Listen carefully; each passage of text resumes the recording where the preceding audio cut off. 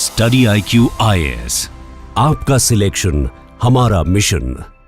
Hello everyone, welcome to study IQ।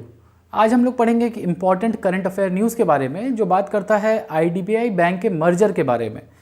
क्यों IDBI bank के जो मर्जर है उनके कर्मचारी चाहते हैं कि वो मर्जर एक पब्लिक सेक्टर बैंक के साथ हो, ना कि एक प्राइवेट सेक्टर बैंक को इसको सोल्ड ऑफ किया जाए। IDBI बैंक ऐसे एक प्राइवेट सेक्टर बैंक ही जाना जाता है। वैसे LIC और गवर्नमेंट का मिला के लगभग 90% शेयर पब्लिक शेयर्स हैं। एक पब्लिक कंपनी LIC और गवर्नमेंट के पास 90% शेयर हैं IDBI के। इसीलिए IDBI बैंक चाहता है कि जो मर्जर हो भी अगर तो एक पब्लिक सेक्टर बैंक के साथ ही हो। ठीक है, और क्यों सरकार मर्जिंग की तरफ जा रही है? प्रीवियस जो मर्जर्स हुए थे 2018-19 में मर्जर्स हुए थे, हमारे 12 ही पब्लिक सेक्टर बैंक्स बचे हैं ना अब हमारे पास, तो वो उनका आउटकम क्या रहा है, क्या वो बढ़िया कर रहे हैं या नहीं? स्टेट बैंक का मर्जर हुआ था 16 में, क्या 17 में, क्या वो अच्छा हो रहा है या नहीं? इनके बारे में भी चर्चा करेंगे। और अल्टीमेट टारगेट गोल क्या है सरकार का, कि कितने बैंक्स अंत में पब्लिक सेक्टर बैंक्स बचने वाले हैं, या सरकार का क्या टारगेट है, उसके बारे में भी चर्चा करेंगे। और क्यों है, सबसे बड़ी बात है, इस क्यों के पीछे की वजह जानेंगे। वेलकम एवरीवन, मेरा नाम है Rishabh, I am your economics option faculty. बात करते हैं आज के टॉपिक पे, that merge IDBI bank with public sector bank and why the government is going for merging. तो सबसे पहले समझते हैं कि IDBI बैंक क्या है, उसके फाइनेंसेस क्या है। तो IDBI बैंक देखो 1964 में as a development commercial bank की तरह उसको डेवलपमेंट बैंक की तरह उसको लाया गया था। कमर्शियल बैंक बना है 2004 में जाके, और आज समय में अगर देखें तो लगभग 94% का शेयर गवर्नमेंट प्लस LIC के पास है, यानी टोटल पब्लिक शेयर 94% के आसपास है। अब सरकार चाहती है यहाँ पे डिसइन्वेस्ट करना, IDBI बैंक में जो उसके शेयर्स हैं उसको डिसइन्वेस्ट करना।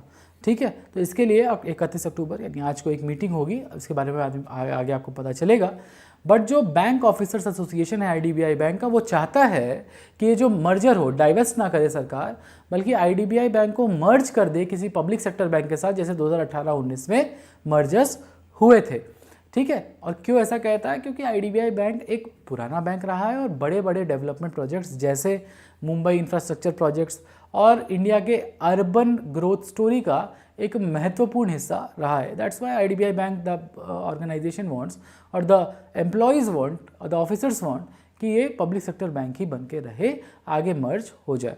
So let's go for the merger part, कि गवर्नमेंट क्यों चाहती है मर्जर कराना। तो हम देखें अगर, कि गवर्नमेंट का अल्टीमेट एम है कि 3 या मैक्सिमम 4 पब्लिक सेक्टर बड़े बैंक होने चाहिए जो ग्लोबल कंपटीशन में एग्जिस्ट कर सके। टॉप 20 में कम से कम एक आध बैंक हो इंडिया का।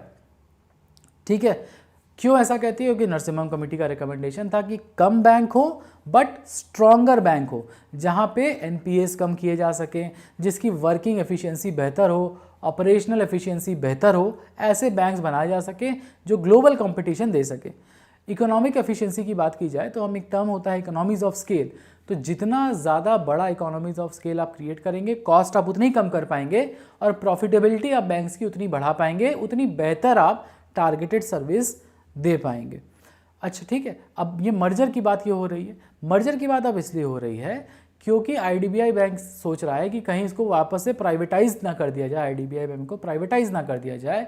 इससे जॉब सिक्योरिटी के ऊपर खतरा आ जाएगा। लगभग 13,000 एम्प्लॉयज़ की जॉब सिक्योरिटी और जो पेंशन वेंशन मिल रही है उसके ऊपर प्रॉब्लम आ जाएगी।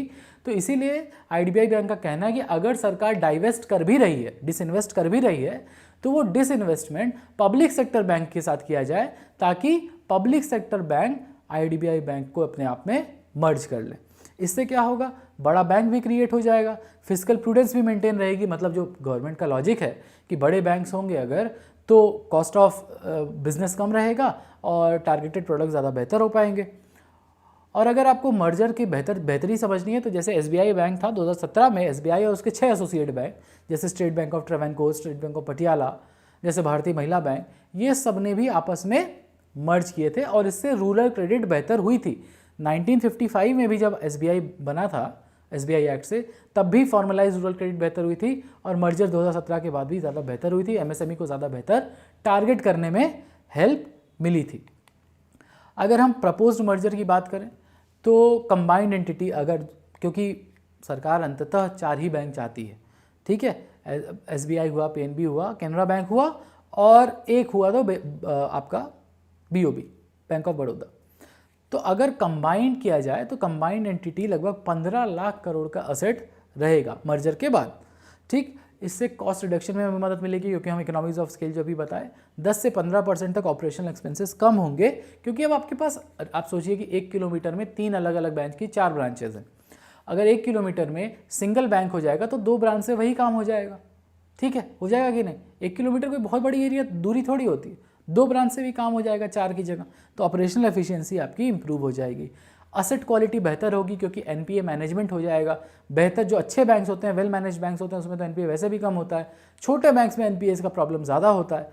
तो बड़े बैंक्स के साथ जब वो मर्ज होगा, एक नया वर्क कल्चर आएगा, तो एनपीएस ओवरऑल परसेंटेज वाइज कम दिखाई देंगे। और ओवरऑल इंडिया के ऊपर प्रायोरिटी सेक्टर लेंडिंग से लेके जो क्रेडिट गैप का इशू चल रहा है वो भी ठीक होने की संभावना रहेगी।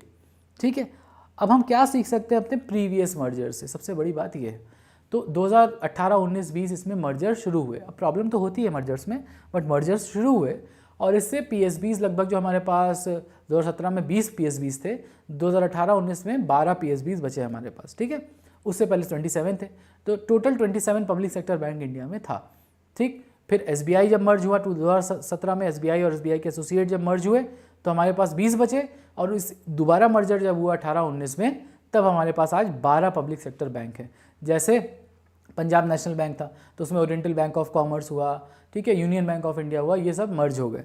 और इसकी वजह से पंजाब नेशनल बैंक का कोर असेट 46 लगभग 50% के आसपास बढ़ता हुआ दिखाई देता है, 18 लाख करोड़ 2021 में। ठीक है, मतलब मर्जर के 1 साल के बाद की अगर बात करें, केनरा बैंक 10.5 लाख करोड़ उसका असेट बढ़ा, यानी टॉप 3 बैंक्स बन रहे हैं, टॉप मतलब दुनिया में ग्लोबल कंपटीशन दे सकते हैं। इसके साथ साथ जो पब्लिक सेक्टर बैंक का ग्रॉस एनपीएस था लगभग 11-11.5% था फाइनेंशियल ईयर 18 में, अगर आज देखा जाए तो वो 3% से कम हो गया है, because operational efficiencies have improve because of the mergers. Banks बड़े हुए हैं, ऑपरेशनल कॉस्ट कम हुई है, एनपीएस गिरे हैं क्योंकि बेहतर कॉरपोरेट गवर्नेंस मिल रही है। इसके अलावा हम देखते हैं कि इनिशियल हिकअप्स तो थे, देखो जब मर्ज होगा पूरा 2 एंटिटीज़ जब मर्ज होंगी तो इनिशियल हिकअप्स तो थे, लेकिन अगर आज हम देखें तो वही पंजाब नेशनल बैंक आज प्रॉफिटेबल है। यानी 2019-20 में मर्जर के 2 साल के अंदर 1,500 करोड़ का प्रॉफिट पंजाब नेशनल बैंक को मिला था 2 साल के अंदर, यानी कि कोई लॉन्ग टर्म टारगेट भी नहीं है, साल 2 साल में हर चीज़ स्टेबलाइज हो गई थी। और गवर्नमेंट का सपोर्ट तो है ही, क्योंकि 3 लाख करोड़ का रिकैपिटलाइजेशन बॉन्ड पोस्ट कोविड सरकारी support to maintain the banks afloat, और ताकि बेहतर क्रेडिट सर्विसेज मिल सके बिजनेसेस को, तो सरकार भी time by time recapitalisation bond जैसे अभी 3 लाख करोड़ का 2022-23 में 21-22 में लेके आई थी। तो इससे जो मर्जर्स हुए, इससे ये समझ में आता है, इससे जॉब लॉस भी नहीं हुआ, और साथ ही साथ formalisation of economy in spite of demonetisation और जीएसटी हिकअप्स, आज भी इंडिया का फाइनेंशियल बैंकिंग सिस्टम अफ्लोट है और बेहतर कर रहा है with good reserves with the banks. यानी ऑपरेशनल रिस्क कम हुआ है, सिस्टमिक रिस्क कम हुआ है, मार्केट रिस्क अब कम हुआ है, और इससे बेहतर और ज़्यादा रिफॉर्म्स करने की जो संभावनाएं हैं वो बढ़ी हैं। तो अब चैलेंजेस क्या हैं, क्योंकि जब भी मर्जर्स होगा तो चैलेंज तो होगा ही। तो चैलेंज क्या है? सबसे पहला है इम्प्लीमेंटेशन चैलेंज, यानी जैसे मान लीजिए कि पीएनबी था और ओबीसी था, ठीक है, वो दोनों मर्ज हुआ, दोनों अलग अलग आईटी सिस्टम्स पे काम कर रहे होंगे, दोनों का वर्क कल्चर अलग होगा, तो इसमें शॉर्ट टर्म डिसरप्शन आता है, क्योंकि एक नया लर्निंग कर्व आता है, तो 6 महीने साल भर का एक डिसरप्शन आपको दिखाई देगा। इसके अलावा स्टेक होल्डर कंसर्न भी है कि ब्रांच क्लोजर हो सकता है। अरे भाई, हमने आपको बताया ना कि 1 किलोमीटर में 4 ब्रांच है, एफिशिएंट नहीं है, 2 होगी तो 2 ब्रांच तो क्लोज होगी।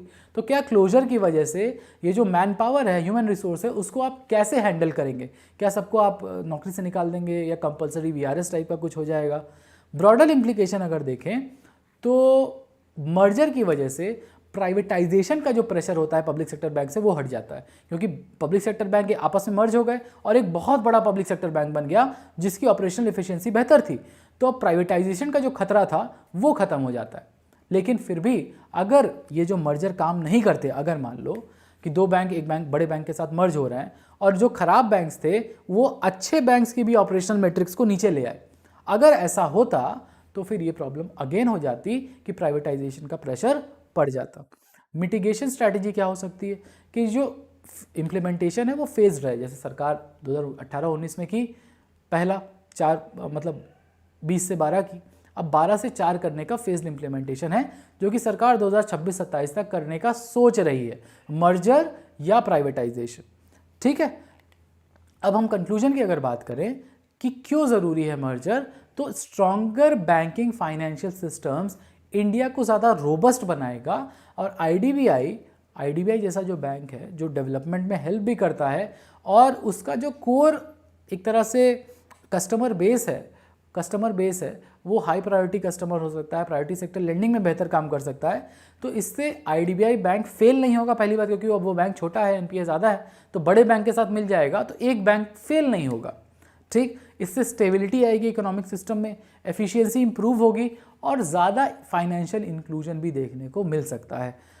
और 2025 में जो डाइवेस्टमेंट की टॉक चल रही है कि हम आईडीबीआई बैंक को प्राइवेटाइज भी कर सकते हैं, उससे बेहतर है कि आप पब्लिक सेक्टर बैंक्स के साथ मर्ज कर दीजिए ताकि लोगों की जॉब्स भी बची रहेंगी और एक जॉब सिक्योरिटी नेट के अंदर में वो लोग रहेंगे। और ये जो पब्लिक सेक्टर बैंक है वो इंडिया का तुरुप का इक्का हो सकता है जब आप ग्लोबली कॉम्पिटिटिव बैंक्स की बात करें। आज अगर चाइनीज़ एग्रीकल्चर बैंक दुनिया का सबसे बड़ा बैंक है तो वो भी तो पब्लिक सेक्टर बैंक ही है, गवर्नमेंट ओन्ड बैंक है। तो इंडिया के public sector banks international global competitors हो सकते हैं और इसीलिए जो इंडिया का पूरा फोकस है इंटरनेशनलाइजेशन ऑफ रुपीज़ का या यूपीआई के पेमेंट इंटरफेस को दुनिया भर में फैलाने का, इंडिया के बैंक्स अगर बड़े होते हैं तो इन सब चीज़ों में थोड़ी सहूलियत होगी, क्योंकि ये ही बैंक्स हैं जो फैसिलिटेट करेंगे यूपीआई पेमेंट्स दुनिया भर में। ठीक है, तो हमारी जो रिच हिस्ट्री रही है रिफॉर्म्स की, इकोनॉमिक रेजिलियंस की, मर्जर्स की और उसके साथ साथ मर्जर से आए हुए फ़ायदे की, वो अभी तक तो हमें नेशनली फ़ायदा कर रही थी। अगर हम सही रिफॉर्म्स किए तो इंटरनेशनली भी इंडिया एक ग्लोबल फाइनेंशियल हब बन सकता है, जैसे अभी लंदन या स्विट्ज़रलैंड है।